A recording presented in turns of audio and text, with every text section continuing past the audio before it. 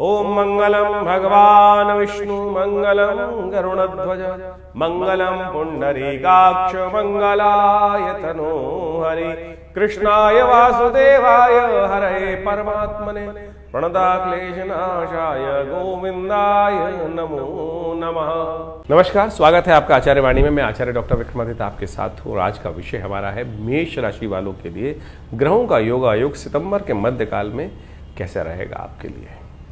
मंगल प्रधान मेष राशि वालों, ग्रहों का परिवर्तन का योग है सितंबर के मध्यकाल में।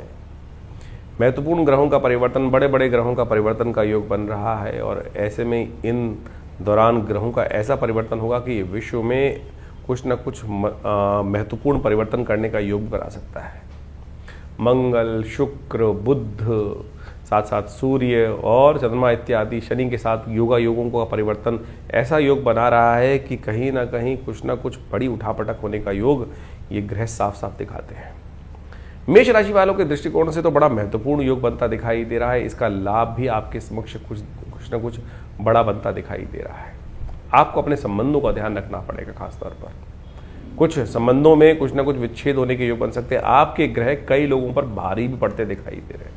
जी हाँ, कुछ खास लोगों पर आपके ग्रह भारी पड़ते दिखाई दे रहे हैं। कई बार होता है हमने कुछ नहीं किया होता, लेकिन हमारे किसी रिश्तेदार का ग्रह का परिवर्तन हुआ और उससे कहीं ना कहीं ऐसा योग बना कि हमारा उसका नुकसान हो जाता है। ऐसा योग भी कई बार होते हैं, लेकिन आपकी राशि के दृष्टिकोण से ये समय आपके लिए बहुत बढ़िया है। मेष राशि वालों, खास तौर पर यदि आप कुछ अपने आप को बैलेंस करके, ये समय जो है ना, जैसे बड़ी बैलेंस होकर साइकिल चलाने का है, गाड़ी चलाने का है। थोड़ी सी रोड जो है फिसलन भरी है, दो ग्रहण के बीच का एक काल चल रहा है, श्राद्ध का समय चल रहा है। तो ऐसे में यदि आप जो रोड पर सही से जितना एक्सपीरियंस होकर चलने का प्रयास करें, शालीनता से, शांति से चलने का प्रयास करोगे तो वारे न्यारे करा लोगे अपने। खास तौर पर इसलिए सोच समझकर चीज़ों को चुनाव करने की ज़रूरत है। बहुत सारी चीज़ अच्छी लगती हैं लेकिन कई बार नुकसान दे जाती हैं। उन सब चीज़ों को सैद्धांतिक तौर पर दिन समय कैसा रहेगा वो हम पूरी तरह से आपको बताएंगे। कौन सा समय खास तौर पर किस्मत खोलने वाला है और कहाँ आपको कछुए की तरह अपने आप को समेट कर अंदर कर लेना है, वो सारी रहस्य इस समय हम आपके समक्ष रखने वाले हैं। लेकिन ओवरऑल यदि हम देखें मेष राशि वालों के लिए ये सितंबर का मध्यकाल कुछ नया आपके लिए लाता दिखाई दे रहा है। हाँ, कुछ खास बातें हैं जिनके बारे में ध्यान रखना पड़ेगा। स्वास्थ्य के संबंध में मेष राशि वालों को खास तौर पर ध्यान रखने की ज़रूरत है। यदि चाल कहीं ना कहीं बिगड़ी तो लचका आ सकता है। इस बात का ध्यान रखते हुए कार्य कर लीजिएगा तो समय जान लीजिए आपके लिए क्या खेल करने वाला है, वो सब हम बताते हैं आपको। 11 सितंबर के दिन ग्रहों का योगायोग क्या है वो भी जान लीजिए। बृहस्पतिवार का अवसर मेष राशि वालों के लिए चतुर्थी और पंचमी तिथि का योग जो बन रहा है वो क्या आपकी किस्मत जगाने वाला है। जी हाँ, आपकी किस्मत को जगाने के रास्ते बिल्कुल बनते दिखाई दे रहे हैं। बुद्धि आपकी सही है, विचार आपके सही है, बहुत जल्दी काम करने की हड़बड़ाहट लगी हुई है, ऐसा बनता दिखाई दे रहा है। लेकिन आपका किस्मत इस वक्त ऐसा है जो दिखा रहा है कि कहाँ जाता है भाई, शांति से बैठ, धीरे धीरे रे मना, धीरे सब कुछ हो, ऐसा ग्रह योग बन रहा है। तो हड़बड़ाहट, आकुलाहट जो है ना, वो धीरे ग्रह है इस वक्त आपकी राशि में चल रहे हैं चंद्रमा, तो आपको बहुत जल्दी कर रहे हैं। जल्दी कर लेता हूँ। मेष राशि वालों को जल्दी कई जगह बहुत रहती है, लेकिन काम इस वक्त शनि महाराज ने आपके लिए क्या रखा है, अरे कहीं मत जा, शांति से धीरे धीरे स्टेप बाय स्टेप आपके रास्ते होंगे, अपनी दिशा से होंगे, पॉजिटिव होंगे। इस बात का ध्यान रखते हुए कार्य कर लीजिए, चिंता ना करें। इस दिन चतुर्थी और पंचमी का श्राद्ध रहेगा। पूरे उत्तर भारत के अंदर यदि हम बात करें तो जो है मध्याह्न व्यापनी चतुर्थी भी है, मध्याह्न व्यापनी पंचमी भी है। तो जिनका गमन हुआ चतुर्थी और पंचमी के दिन, उनके निमित्त इस दिन श्राद्ध श्रद्धा के साथ करने का प्रयास कीजिए, वो आपके लिए अच्छा रहेगा, कल्याणकारी योग बनाएगा और चीज़ों को अच्छा आपके लिए करता दिखाई दे। सर्वार्थ सिद्ध योग आपके लिए बहुत बढ़िया से बनता है। नए कार्य को आरंभ करने के लिए दिन अच्छा दिखाई देता है। तो यहाँ ये सिद्धांतिक तौर पे आपको समझ लेना चाहिए बात कि ये जो समय है आपके लिए कहीं ना कहीं अनुकूलता को प्रदान करता दिखाई देगा आपकी राशि के दृष्टिकोण से। 13 तारीख की यदि हम 12 तारीख की हम बात करें तो उस दिन जो ग्रहों का योगायोग बन रहा है वो भी जान लीजिए। शुक्रवार का अवसर, पंचमी तिथि विद्यमान है और इस दिन छठी का श्राद्ध रहेगा और ग्रह परिवर्तन कर आपकी राशि में बहुत महत्वपूर्ण रास्ता बना रहे हैं। जितने आप विनम्र होंगे, जितने आप आशीर्वाद के लिए झुकेंगे, उतना बढ़िया किस्मत आपका साथ देगी। ये सिद्धांतिक तौर पर मान लीजिए। सुबह आपके लिए नई एनर्जी बनाते हुए ग्रह दिखाई दे रहा है, शाम आते आते विनम्रता से यदि आशीर्वाद झुककर ले लिया तो बिल्कुल किस्मत को 4 चांद लगाने के योग ग्रह बनाते दिखाई दे रहे हैं। इस दिन दूध का दान करना, खीर का दान करना, यह आपके लिए बहुत श्रेष्ठ योग बनाएगा आपकी राशि के दृष्टिकोण से। तो इस समय का आपको लाभ लेते हुए कार्य करने का प्रयास करना चाहिए। बात कर लेते हैं 13 तारीख का दिन, शनिवार का अवसर, षष्ठी और सप्तमी तिथि का योग बन रहा है। और इस दिन जो सप्तमी तिथि है वो क्षय हो रही है। मंगल जो है वो तुला राशि में जा रहे हैं और तुला राशि में जाने के बाद आपकी राशि में सप्तम भाव में पदार्पण करेंगे। ध्यान रखिएगा, दूसरे के पंगे में टांग मत अड़ाइएगा। ग्रह योग साफ साफ दिखा रहे हैं कि इन दिनों आपकी राशि के दृष्टिकोण से, जैसा हमने कहा ना कि अकुलाहट जल्दी धीरे धीरे रेमना धीरे काम करने का प्रयास करें। दूसरों के पंगों में बिल्कुल मत फंसना भाई, दूसरे के झगड़े अपने गले में मत लेना, नहीं तो कहीं ना कहीं कोई ना कोई ग्रह योग ऐसा बन रहा है कि कहीं ना कहीं फालतू सरकारी तंत्रों के चक्कर आपको लगाने पड़ सकते हैं। तो ध्यान रखते हुए कार्य करें। नित्यपति हनुमान चालीसा का पाठ। मंगल शनि का षडाष्टक योग बन गया है और ये षडाष्टक योग कहीं ना कहीं उपद्रव करा सकता है, ये ध्यान रखते हुए कार्य करने की ज़रूरत है। हो सके तो किसी धर्मस्थल में जाकर कुछ कंस्ट्रक्शन, चिनाई इत्यादि का माल जो है वो अपनी तरफ से तलवा दो, ये आपके लिए अच्छा रहेगा। शनि और मंगल दोनों के नेगेटिव प्रभाव को ठीक करने के लिए कहीं ना कहीं रास्ता बनाएगा। 14 तारीख के लिए हम बात करें, रविवार का अवसर, अष्टमी तिथि विद्यमान है, श्राद्ध चल रहे हैं और ध्यान रखना है आपको अपने पितरों के निमित्त अवश्य दो भोजन इत्यादि है वो अवश्य यथाउचित भाव से कराने का प्रयास करें। महत्वपूर्ण ग्रह परिवर्तन की तरफ जा रहे हैं इस दिन। शुक्र महाराज आपकी राशि के दृष्टिकोण से आपके बुद्धि भाव में जाकर नया योग बना रहे हैं और आपके लिए किस्मत को जगाने का रास्ता बनाते दिखाई दे रहे हैं। जो शुक्र महाराज थे वो निष्फल थे, सिंह आपके पंचम भाव में जाकर शुक्र का ये परिवर्तन आपके लिए बहुत महत्वपूर्ण रहेगा। कहीं ना कहीं उड़ती हुई चिड़िया भी ना जो आ जाती है बाद में हाथ में आगे पकड़ ली, तो ये क्या होता है, वो आपको लाभ देने की योग बना सकती है। तो इस समय अपॉर्चुनिटीज़ को बिल्कुल, वो क्या गया ना, श्वान निद्रा बकुब ध्यानम, जिस प्रकार से बगुला लगा और ध्यान लगा बैठा होता है और जैसी मछली आती है नीचे चोंच ले जाता है, पता भी नहीं चलता कब। तो ऐसी किस्मत से बहुत सारी अपॉर्चुनिटीज़ इन दिनों आपके रास्ते में, मार्ग में आने की योग बनाती दिखाई दे रही है। तो आपको खासतौर पर ध्यान ये रखना है कि अपने पितरों के निमित्त इस दिन जो हो सके अवश्य श्राद्ध पुण्य इत्यादि करें, गायत्री का जप करने का प्रयास, उनका आशीर्वाद चाहिए आपको। और आशीर्वाद जहाँ होता है ना, वही देखिए महाभारत का युद्ध याद है आपको, उस समय में केवल पांडवों के साथ सेना नहीं थी, भगवान थे, आशीर्वाद था भगवान का। और दुर्योधन के साथ सेना थी, बाहुबल था, सब कुछ था, लेकिन आशीर्वाद नहीं था। स्वयं उनके माता पिता का आशीर्वाद उनके साथ नहीं था। कहीं ना कहीं उनके द्वारा किए गए अपमान के कारण से, दुर्योधन के द्वारा किए गए अपमान के कारण से, अपने स्वभाव के कारण से, जो वो श्रद्धा नहीं रखते, इसके कारण से उनके जीवन में हार हुई। तो ये ध्यान रखना, आपकी किस्मत जगाने के लिए इस वक्त आवश्यकता है आशीर्वाद की। हमने विवेकानंद योगाश्रम में इस दिन सुंदर गायत्री का यज्ञ रखा है, आप उसका लाभ लेने का प्रयास कीजिए। भगवान का सुंदर आशीर्वाद आपके साथ रहेगा तो कल्याणकारी योग बनेंगे। और गायत्री का यज्ञ रहेगा, भंडारा रहेगा भगवान का आशीर्वाद से। उस समय आप यज्ञ में भाग ले। गायत्री का यज्ञ पितरों के निमित्त शांति को और पितरों के आप शांति को देने वाला सुंदर रहता है। तो मेष राशि वालों, आपकी राशि के दृष्टिकोण से 15 तारीख का दिन क्या क्या कह रहा है वो भी जान लीजिए। 15 तारीख सोमवार का अवसर, नौमी तिथि विद्यमान है, नौमी का श्राद्ध इस दिन रहेगा। सौभाग्यवती लोगों के लिए इस दिन श्राद्ध के निमित्त तौर पे कहा जाता है कि जो सौभाग्यवती स्वरूप में शरीर छोड़ के चले जाते हैं, संसार को छोड़ के चले जाते हैं, उनके निमित्त इस दिन श्राद्ध श्रद्धा के साथ अवश्य किया जाना चाहिए। कई जगह भ्रांतिवश ये हो गया है कि लोग ब्राह्मण और ब्राह्मणी में भेद कर देते हैं। श्राद्ध कराने का नियम जो है वो है, जो विशेष तौर पर गायत्री जप करता हो, त्रिकाल संध्या करने वाला व्यक्ति हो, शिष्टाचार से रहने वाला व्यक्ति हो, उसी को हमें भोजन कराना चाहिए, जो पूरी तरह से गायत्री का पाठ नित्यप्रति करता हो। तो उसमें ब्राह्मण ब्राह्मणी में भेद पता नहीं कहाँ से लोगों ने कर दिया है, ये प्रकार का लोग कर लेते हैं आज की तारीख में। लेकिन शास्त्र में ये कोई स्त्री पुरुष का भेद नहीं है, वहाँ ब्राह्मण जी को, पंडित जी को ही भोजन कराने का नियम शास्त्र में वर्णित है। इस दिन एक ग्रह परिवर्तन की तरफ जा रहे हैं। कन्या राशि में विशेष तौर पर बुध अपने घर जाने का योग बना रहे हैं। तो मेष राशि वालों से ये ग्रहों का जो परिवर्तन हो रहा है, ये ओवरऑल कहीं ना कहीं अस्त अवस्था में बुध का परिवर्तन हो रहा है। तो आपके लिए अस्त अवस्था में बुध का परिवर्तन होना एक तरह से बहुत अच्छा योग बना रहा है। कहीं ना कहीं आपके नुकसान से आपको बचाने के योग बनाता दिखाई दे रहा है।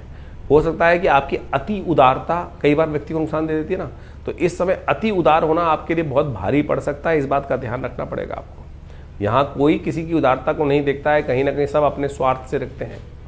जो टका धर्म टका कर्म संसार का नियम है ना, वैसे ही चलता है। आपकी उदारता कहीं ना कहीं आपको नुकसान दे सकती है। इस बात को आपको अच्छे से गांठ बार कर ध्यान रख लेना चाहिए, नहीं तो कहीं ना कहीं स्थितियां आपके विरुद्ध में जा सकती हैं। अस्त अवस्था में बुध हैं तो वो आपके लिए कहीं ना कहीं अच्छा है। सूर्य के साथ चलते हुए बिल्कुल सन्निकट चल रहे हैं सूर्य, और बहुत जल्दी सूर्य भी परिवर्तन करने का योग बना रहे हैं। उनका क्या प्रभाव होगा वो भी आपको समझ लेना चाहिए। 16 तारीख को यह परिवर्तन का योग है, संक्रांति है, और उस दिन मंगलवार का दिवस, दशमी तिथि संक्रांति का योग बनकर आ गया है। दशमी का उस दिन श्राद्ध भी रहेगा। सूर्य महत्वपूर्ण परिवर्तन की तरफ जा रहे हैं। अपने घर से निकलकर बुध के घर में बुध के साथ योग बना रहे हैं। एक तरह से कहा जाता है कि जिस ग्रह का स्वामी जिस ग्रह के साथ बैठा हो तो कहीं ना कहीं बहुत अच्छा योग बन जाता है। लेकिन ये सूर्य का ये परिवर्तन आपकी राशि के दृष्टिकोण से थोड़ा भारी दिखाई दे रहा है, स्वास्थ्य पर भी भारी पड़ सकता है। और ध्यान रखना, आपके शरीर में कहीं ना कहीं समस्याएं उत्पन्न करने की योग बना सकता है।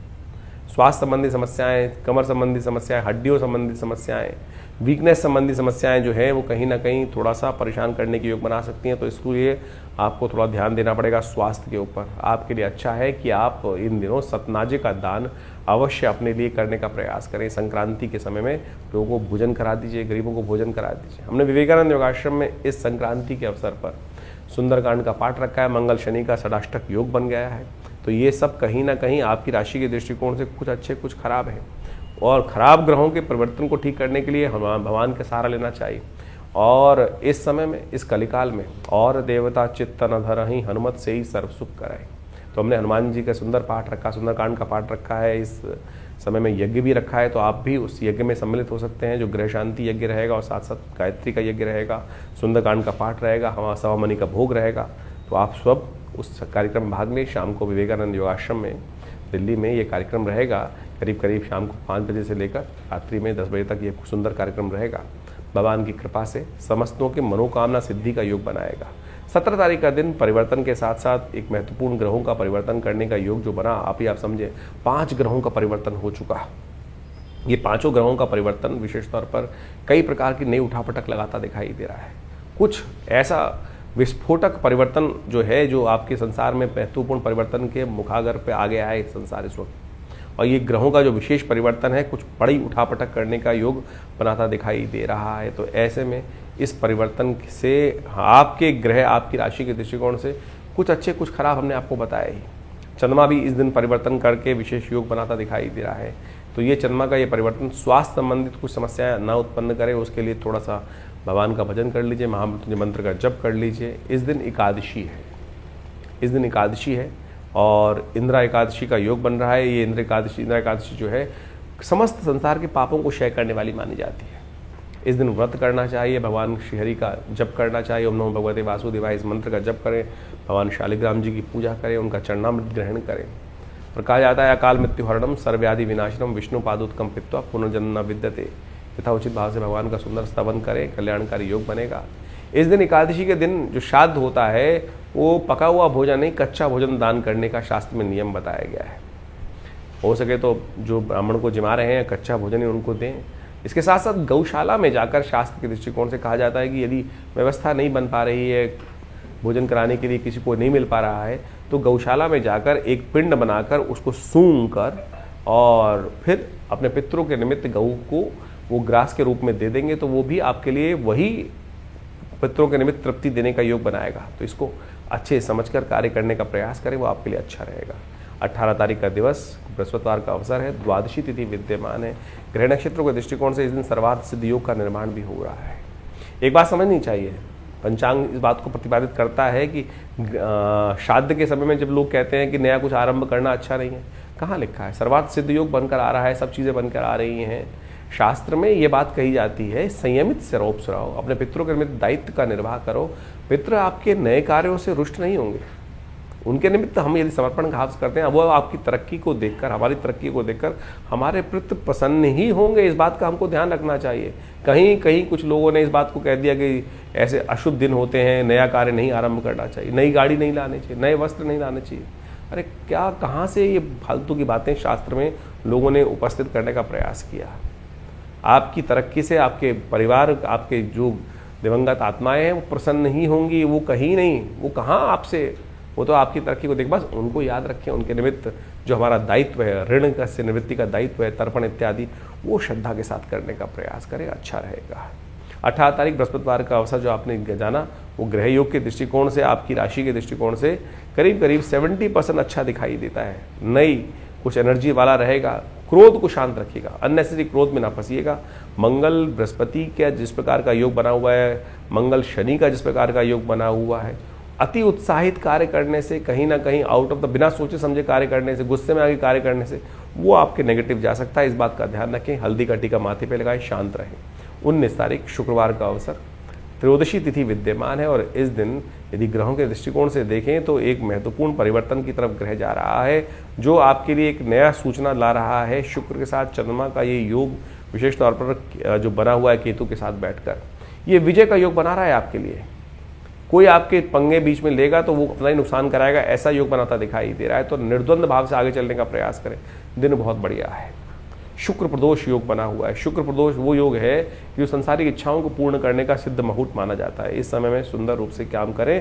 भगवान शंकर का इत्र से अभिषेक, गंधोदक से अभिषेक करने का प्रयास करें शाम के समय प्रदोष काल में। कहा जाता है भगवान शंकर समस्त गणों के साथ इस समय भ्रमण करते हैं और जो उस समय प्रदोष काल में भगवान का स्तवन कर रहे होते हैं उनकी सांसारिक मनोकामना पूर्ति का योग इस शुक्र प्रदोष के दिन बन जाता है। 20 तारीख शनिवार का अवसर, चतुर्दशी तिथि विद्यमान है और ये चतुर्दशी तिथि भाग्य को जगाने के लिए आई है। बहुत सुंदर योग लेके आई है। आपके ग्रहों को अनुकूल करने की स्थिति उत्पन्न करती दिखाई दे रही है। तो अपनी चाल में मस्त होकर काम करने का प्रयास करें, अच्छा रहेगा। ग्रह योग आपकी राशि के दृष्टिकोण से जहां कहीं ना कहीं बहुत सारे बंद दरवाजों को खोलने का रास्ता आपके ग्रह बनाते दिखाई दे रहे हैं आपके लिए। शनि को थोड़ा मनाने का प्रयास करें। शनि इन दिनों आपकी राशि के दृष्टिकोण से 7.5 का योग बना रहे हैं और इस 7.5 का योग कहीं ना कहीं बैठे बैठाए कुछ मुसीबत भी कई बार खड़ी कर देता है। तो आपके लिए अच्छा रहेगा। शनि स्तोत्र का पाठ करें। शनि के निमित्त उड़द की दान का दान करें। उड़द के साबुत उड़द का दान करना आपके लिए अच्छा रहेगा। हो सके तो विशेष तौर पर हनुमान जी के मंदिर में जाकर उनका भी पूजन कर लीजिए। पान चढ़ाइए, पीपल के पत्तों की माला उन्हें अर्पित कीजिए, कल्याण होगा। श्राद्ध का समय चल रहा है और अभी आपने अपने भविष्य के संबंध में ग्रहों के परिवर्तन के अनुसार से कार्य समझें। देखिए, हमारे जीवन में कई बार ऐसे योग बन जाते हैं कि ग्रह बिल्कुल हमारे लिए बहुत अच्छे चल रहे हैं, सपोर्टिव चल रहे हैं, चाहे वो गोचर में हो, चाहे वो आपकी जन्मपत्री में दशाएं, अंतरदशाएं, लेकिन फिर भी कई बार हमारे मनोमस्तिष्क में कई ऐसे विशेष योग परेशानी के योग बन जाते हैं जिनसे हम निवारण का रास्ता ढूंढ ही नहीं पाते हैं। हो सकता है बिल्कुल कि पितृ ऋण जैसी समस्याएं जो हों वो आपके जीवन में कष्टकारी बनी हों। तो इसीलिए हमें अपने कुछ दायित्वों का निर्वाह अवश्य करना चाहिए। श्राद्ध इत्यादि कर्म उन्हीं दायित्वों का निर्वाह करने के लिए होते हैं। यदि घर में अनचाहे कोई कष्ट चल रहे हैं, सब कुछ होते हुए, समृद्धि होते हुए भी आनंद घर में नहीं है, जीवन निरस्ता की तरफ चलता चला जा रहा है और बार बार सपने इत्यादि में पितरों का आना दिखाई देता है या उनकी याद बहुत ज़्यादा बनी रहती है, या आपके घर में बहुत सारे काम रुके पड़े हैं, विवाह इत्यादि के काम रुके पड़े हैं, अनेक प्रकार की कुछ ना कुछ जीवन में समस्याएं कैसे ना कैसे रूप में आती रहती हैं, तो हो सकता है उसका कारण पितृऋण हो। और उस पितृऋण से निवृत्ति के लिए शास्त्र में अनेक उपाय वर्णित किए गए। हमने भी अपना बहुत सारा अनुभव देखा कि जिस समय में एक व्यक्ति आए, उनके सपने में उनके कुछ पूर्वज थे, माता पिता इत्यादि थे, माता जी इत्यादि, उनकी बार बार सपनों में आती थी और ऐसा लगता था कि कुछ परेशान स्थिति में है। वो हमारे आश्रम पे आए और हमने उनका जो भी शास्त्र के दृष्टिकोण से अनुष्ठान हो सकता है वो अवश्य कराने का रास्ता बनाया। गायत्री ऐसे में सबसे श्रेष्ठ कहा जाता है कि गायत्री का 1.25 लाख जो यदि यज्ञात्मक तौर पे करा दिया जाए तो पितृ निवृत्ति से, ऋण से निवृत्ति के योग बन जाते हैं। और आप सत्य माने कि वो अनुष्ठान पूर्ण आहुति कराई गई और पूर्ण आहुति कराने के कुछ दिन बाद, जैसे 21 दिन का शायद अनुष्ठान उन दिनों रहा होगा, और उसका अनुष्ठान के कराने के बाद 10 दिन बाद उनका फोन आया कि हमारे घर में जो शादी रुकी पड़ी थी, बिटिया की शादी नहीं हो रही थी, उसका भी योग बन गया।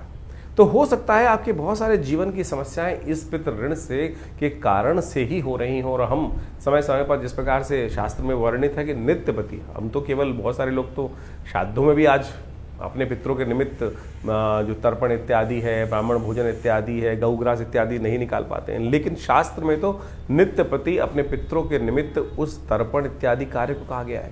अभी हमारे इन बहुत सारे प्रश्न भी समय समय पर हमारे चैनल पर आते रहते हैं लोगों के। तो एक प्रश्न आया कुछ दिन पहले जो हमने उसका कारण भी बताया, उसका निवारण भी लिख के भेजा उनको, कि एक कहा गया कि भाई हम तो गया में जाके श्राद्ध कराए हैं, क्या अब हमको आवश्यकता नहीं है दोबारा?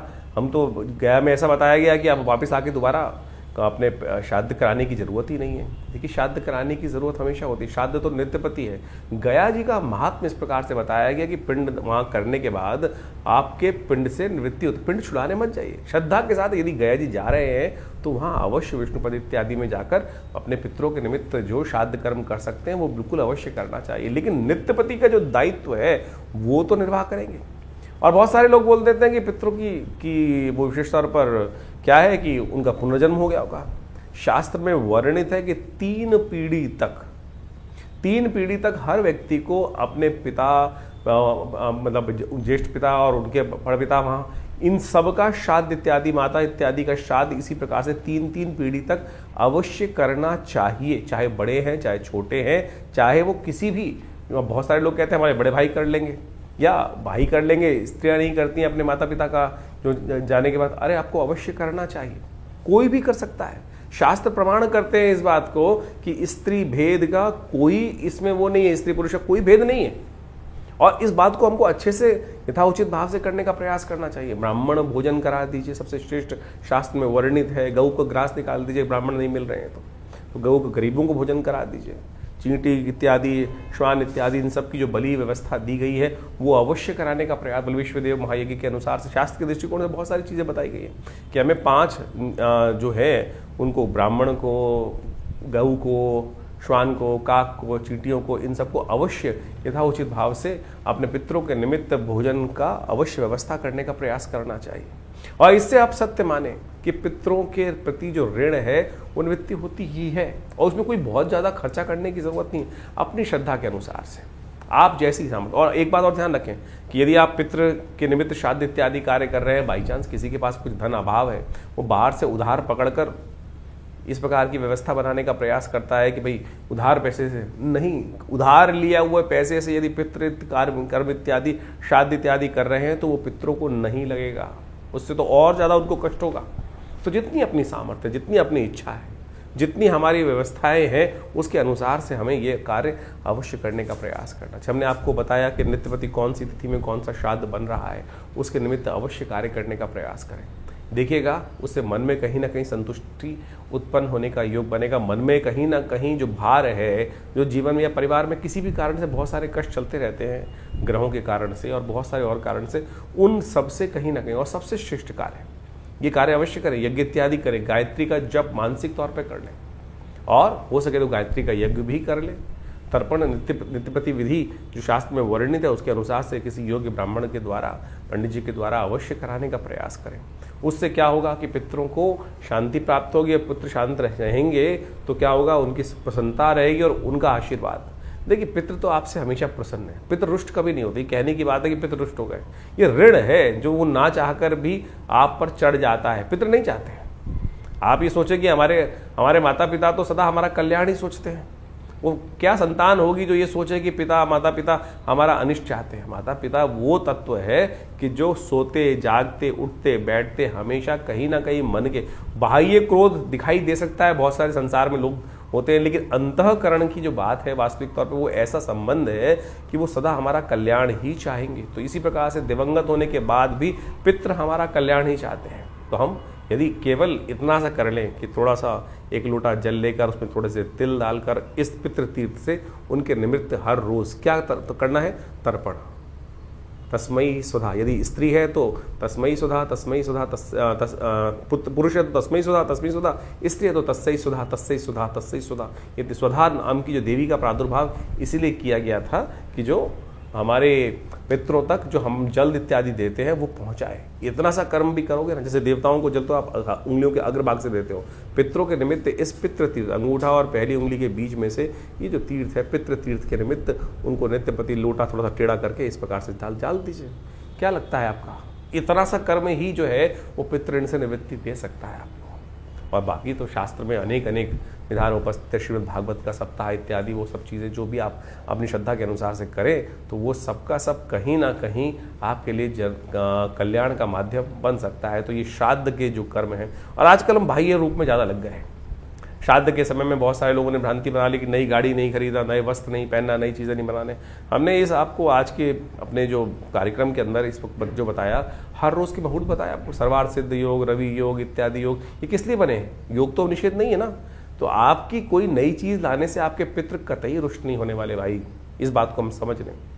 ये तो हमारे जीवन को वासना से विमुक्त करने के लिए, संसारिक चीज़ों से हटाने के लिए इन दिनों ये भाव रखा जाता है कि हम उन पितरों के निमित्त अपने कर्म के प्रति सुदृढ़ रहें और वो उनके निमित्त अवश्य जो कर्म कर सकते हैं वो करने का प्रयास करें।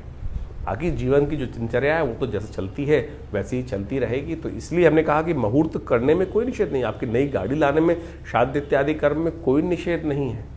ये तो कुछ लोगों ने जनमानस में अपने अपने मतानुसार, अपने अपने भावानुसार आपके समक्ष भाव उत्पन्न करने का प्रयास कर दिया, तो लेकिन आप अपने कर्म के प्रति अपने सुदृढ़ रहें, विशेष तौर पर उन सब कर्मों को करते रहें, तो पितृ का आशीर्वाद भी आपके साथ रहेगा। और इन दिनों इस बात को अच्छे से समझना चाहिए। तो इससे आपके जीवन में रास्ता बहुत बढ़िया बनने वाला है। तो हमने आश्रम में व्यवस्था करी है।